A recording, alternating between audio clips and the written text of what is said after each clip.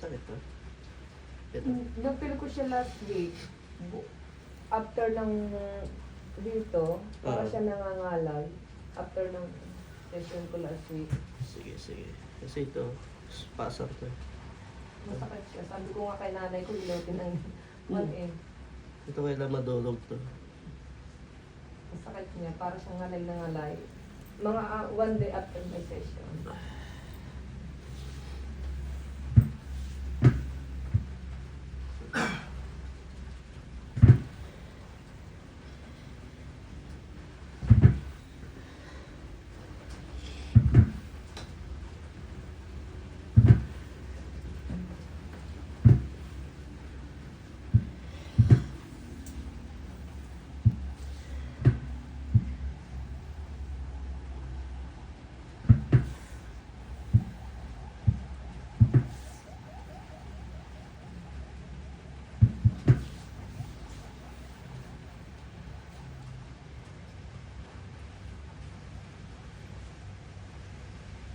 Ang laki.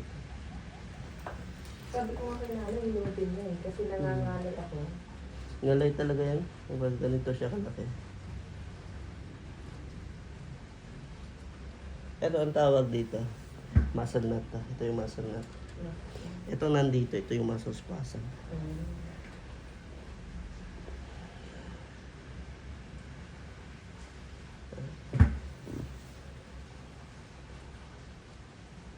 So wala dapat yung mga ganito. Ganito.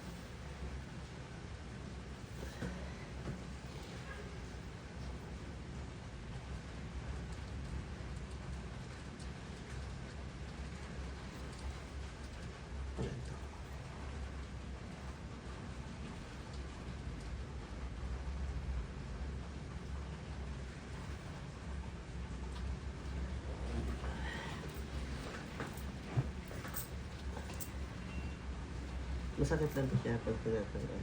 Masakit niya.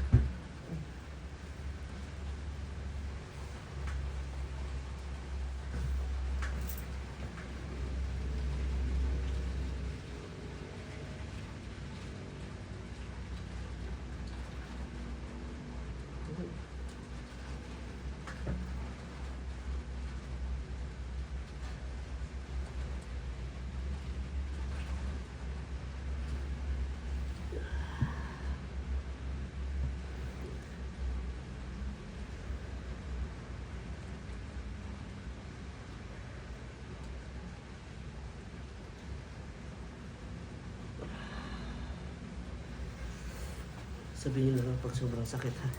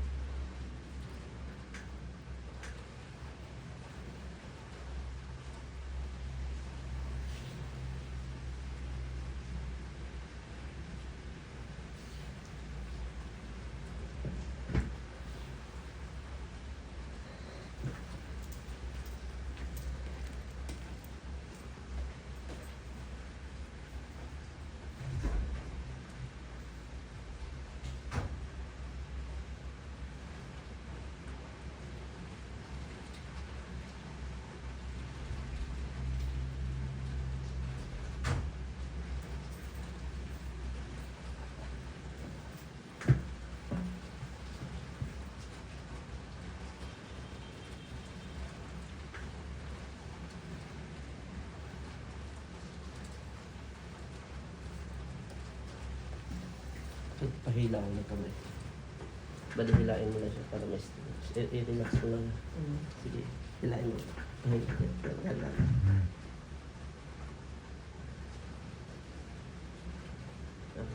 Hilain mo papunta doon sa taas. Wait lang. Sige, balik. Hila, dahan-dahan. Dahan-dahan. Hold mo lang yan.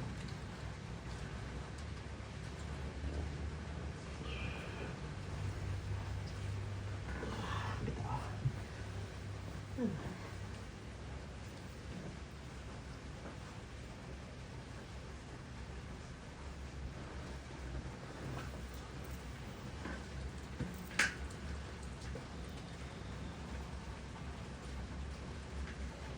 Hindi naman sumasakit ulod to. Hindi.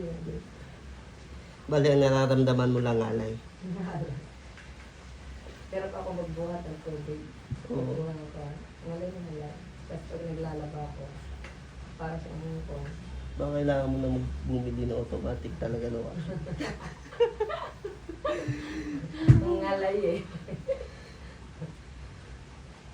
Siguro sa kan siguro to. Nakabuo siya kaagad eh. Mga one day, Hindi, pagkatapos na po ako dito, hindi na-detect siya. Di ko alam kung nandito siya o hindi na-detect ni brother pa. Okay, sa likod tayo nakapokus kasi na. ilang gabi din ako. Hindi naman mismo hilit ang pinapagawa ko kay Nana. Parang pinapagawa ko lang ng ipikasin. Oo. Yun lang. Pwede ito ipaduro pahilot-hilot. Konti na lang. Durugin na natin. Sabi ko nga kay Nana, haplasan niya lang.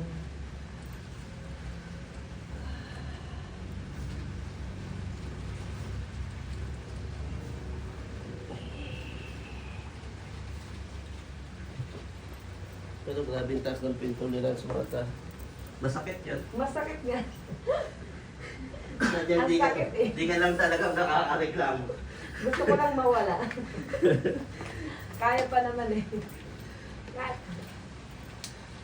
Sa isip ko nga, anong sakit? Yan, bigyan mo ng isa pa ka. na. Sa isip ko, ang sakit naman. Kaya naman ngayon, maubos na natin to kasi kaya na ng mobility stretching. Kailan yung alis mo nga?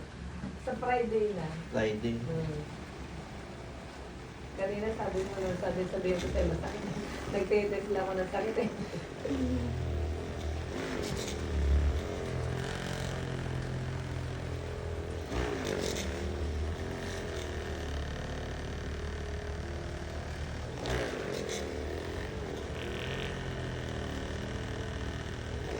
Kasi itong mga area na to, ito siya dito. Kailangan walang mabuo dyan ng mga muscle spasm, trigger point, or muscle knots. Kasi kapag may mabuo dyan, itong area na to, ang mangyayari, malilimitahan niya yung galaw ng shoulder. Ngayon, ito na nga yung magpo-problema. Diyan na nagkukos ng ang mga frozen shoulder. Kapag hindi na ganong wala nang magandang galaw tong mobility, tong shoulder blade. So, kailangan ito yung pinaka-importante sa lahat.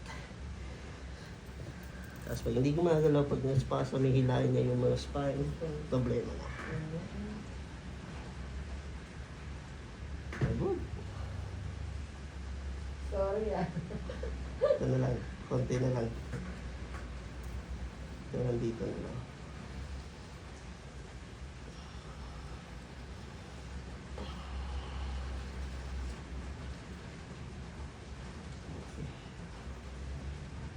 Ito yung pinag-masarap na.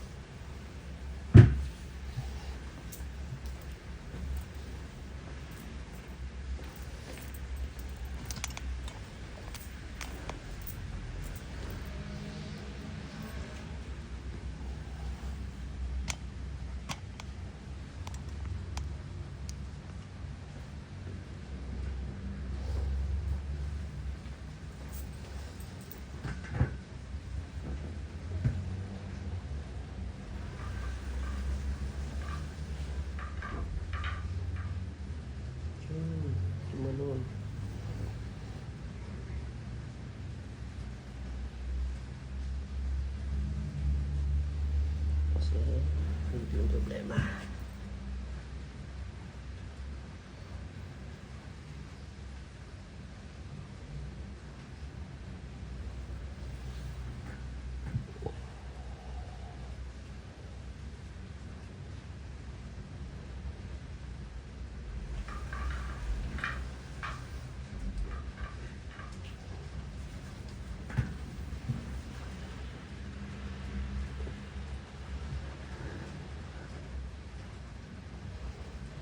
Ano nangyari? Bakit parang kulang to sa hydration tong katawan mo?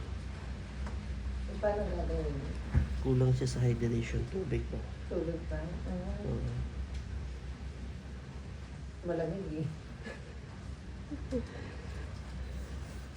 Pag malamig, mahina ako sa tubig eh.